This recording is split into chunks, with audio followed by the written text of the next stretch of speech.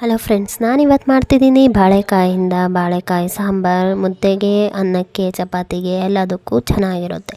So ನಾನು ಇದಕ್ಕೆ tomato, ಈರುಳ್ಳಿ, ಶುಂಠಿ, ಬೆಳ್ಳುಳ್ಳಿ, ಖಾರದ ಪುಡಿ, ಸಾಂಬಾರು ಪುಡಿ, ಕಾಯಿ ಇದಿಷ್ಟನ್ನು ತೊಗೊಂಡು ರುಬ್ಕೊತಾ ಇದ್ದೀನಿ. ಫಸ್ಟು ಬಾಳೆಕಾಯಿ, ಅದಕ್ಕೆ ಟೊಮೆಟೊ, ಕಾಯಿ ಎಲ್ಲನೂ ರೆಡಿ ಮಾಡ್ಕೊಂಡಿದ್ದೀನಿ. ಸೊ ನಾನು ಖಾರಕ್ಕೆ ಹೇಳ್ದಂಗೆ 3 ಟೊಮೆಟೊ, 3 ಈರುಳ್ಳಿ, 2 ಸ್ಪೂನ್ ಖಾರದ ಪುಡಿ, 2 ಸ್ಪೂನ್ ಧನಿಯಾ ಪುಡಿ, ಸ್ವಲ್ಪ ಶುಂಠಿ